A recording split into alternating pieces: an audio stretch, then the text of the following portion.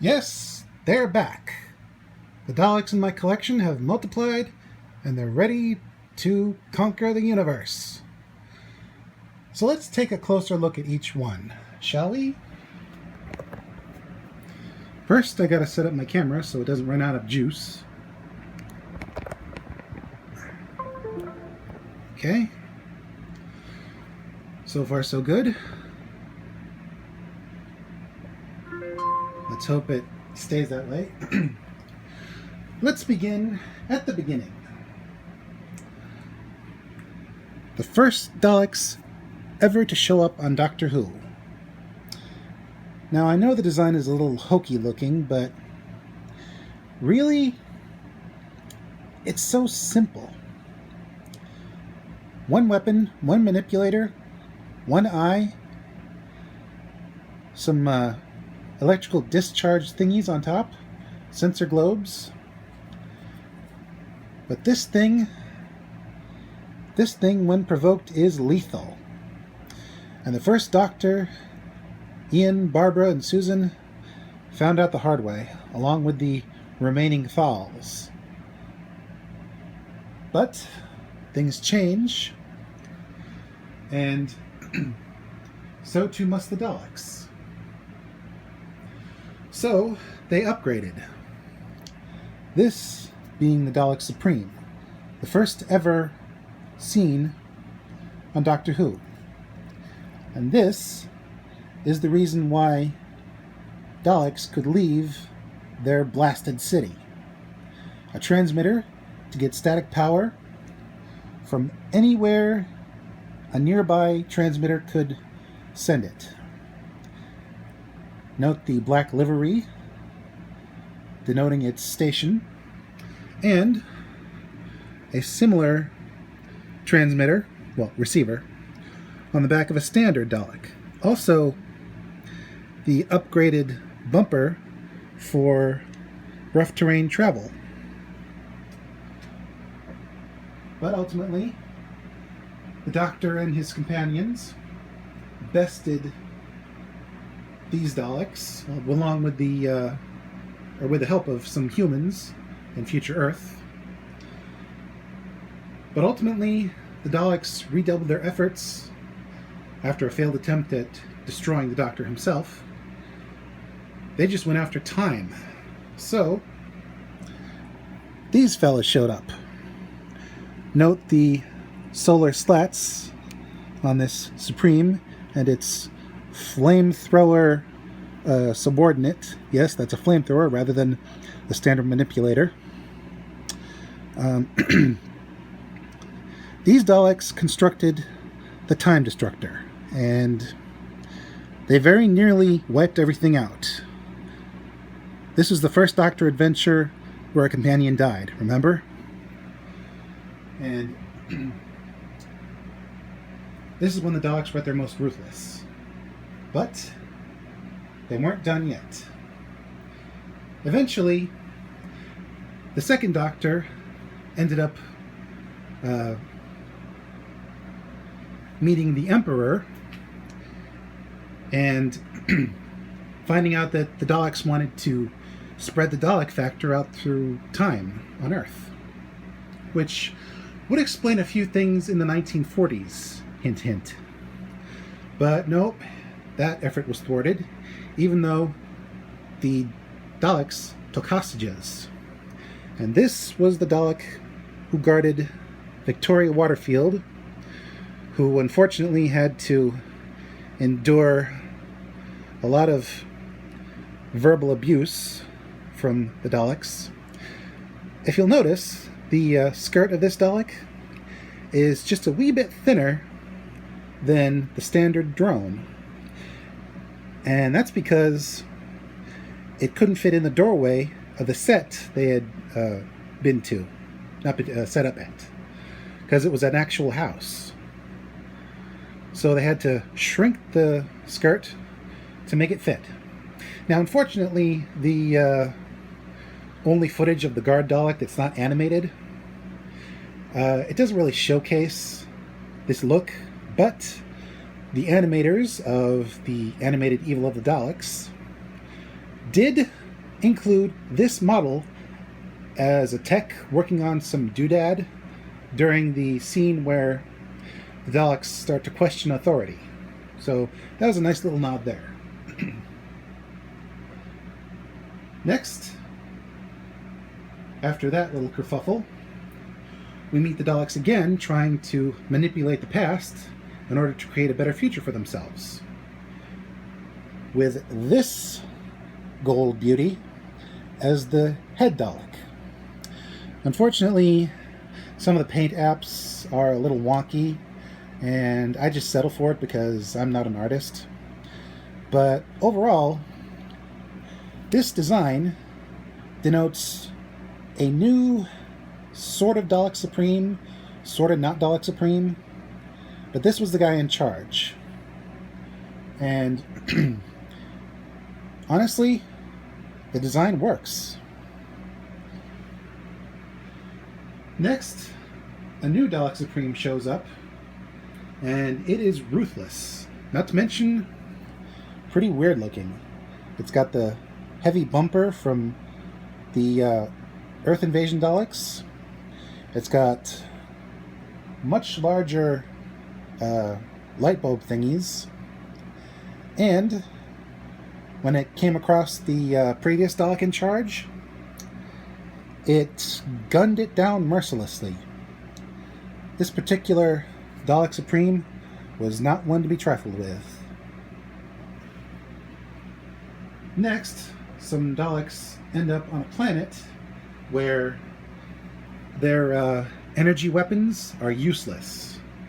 And that just barely saves the Third Doctor and his compatriots, until the Daleks, in a new silver and black livery, decide to upgrade their weapons to a lead pusher. Now, these were actual lead pushers they grafted onto the Dalek props for some pretty intense firefights. Now, these Daleks potentially exist. You could build a Dalek like this and have it be a threat. So hopefully no one decides to make a Dalek-shaped security drone, because that would be really, really stupid. And yes, I'm referencing an episode of Doctor Who I've never seen yet, but I thought I'd make a reference here. Next, we go back to Skaro for the genesis of the Daleks, and the Fourth Doctor's, I believe, first encounter with them. And no, your eyes do not deceive you. These Daleks are in dark gray and black livery with solar slats, and yet they don't look like the Daleks from the First Doctor's adventure. My guess is they had to downgrade over the centuries or the millennia before the First Doctor met them. Or maybe history changed, and that's why the design isn't consistent. But this is also the design that the Third Doctor encounters in that Days of Future Past episode. The one with the gold Dalek. And the other gold Dalek. And honestly, it looks good.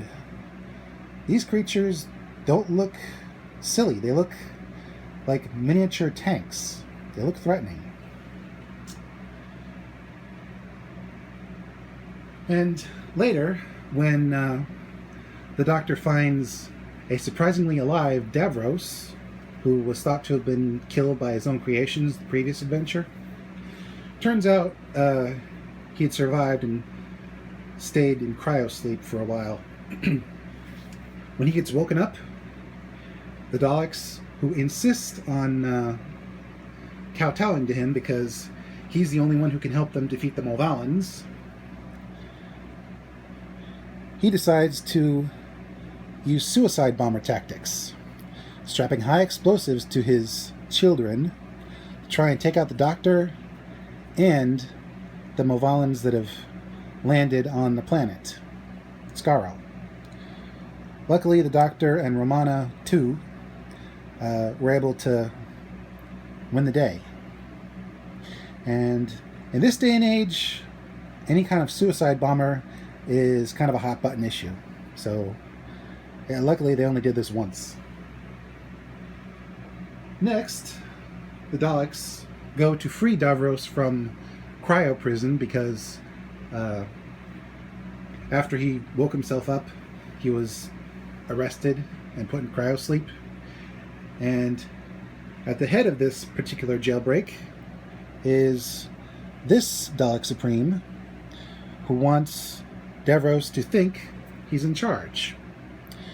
And this one is kind of weird because the back of the Dalek isn't flush. It's got a big butt, and it just don't care. And if you look carefully, it's got this thingy on top, which people hand wave away as some sort of receiving antenna for transmissions. But really, it's just how the prop was able to balance its dome on top without falling over.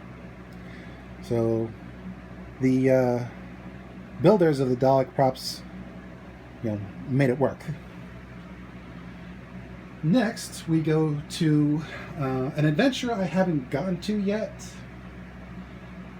It's one where Davros is back, and he's cherry-picking the best DNA to create new Daleks.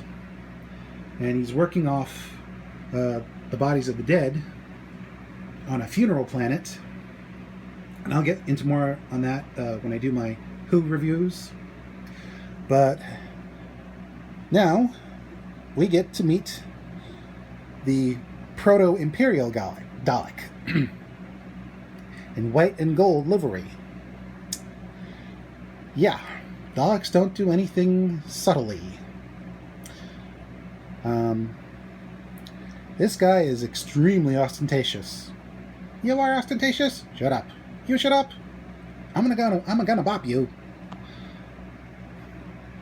But anyway, this guy isn't quite the Imperial Dalek. Coming up next is a rogue Supreme in silver and black. And this guy is actually a thorn in Davros' side, because he and his gray and black Daleks are in fact proper Daleks, like all the previous generations. And they're currently at war with the true Imperial Dalek. Notice the slight changes here and there, but once again in gold and white livery. This type of Dalek is more cybernetic. It's not quite the Dalek we know and love to hate. It's similar, but it's not quite as Dalek enough for the Supreme, and it works for Davros. Alongside this puppy, the Special Weapons Dalek, also known as the Abomination. Basically, it's a cannon. That's all it is. This thing could punch a hole inside any enemy Dalek from 100 yards. And every time it moves, it's like, I'm gonna shoot you! I'm gonna shoot you! And that is the last we see of the Daleks during their civil war, until long after certain events occurred. And now we move into the modern era with the Last Dalek. This Dalek excuse me, this Dalek shows up locked in a vault from some rich sod who has lured, or helped to lure, the Ninth Doctor and his companion into basically a trap. This one is basically Daleks 2.0.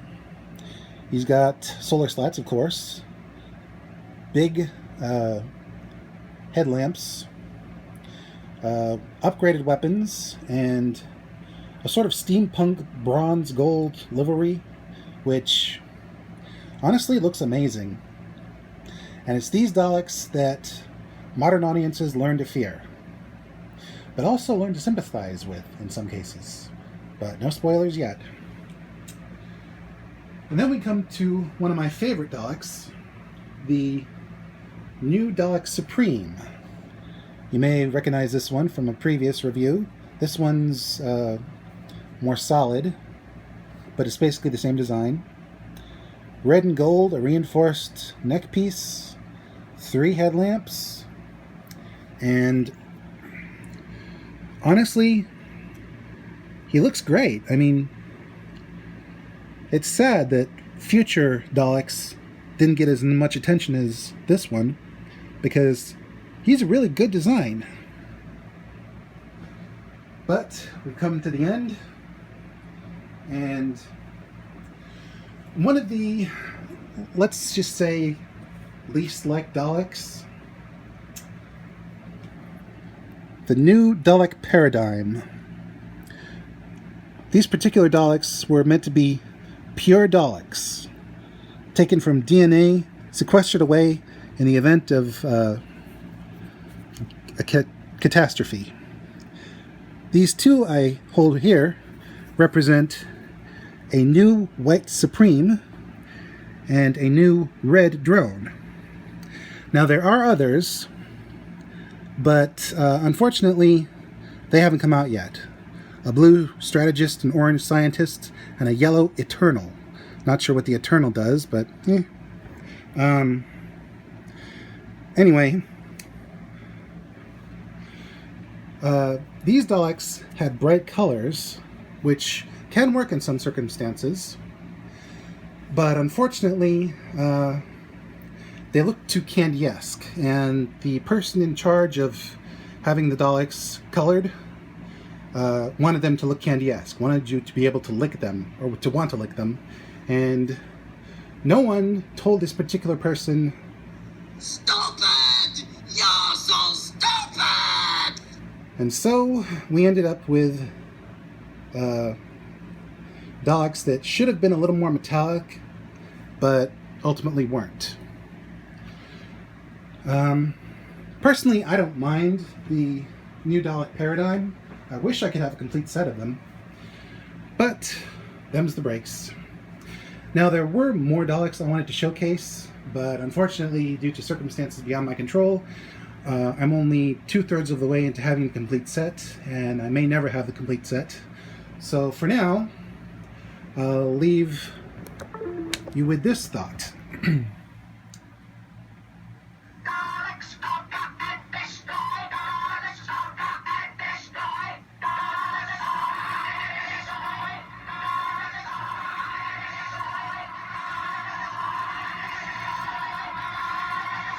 This is Mr. J signing out and reminding you, Daleks conquer and destroy.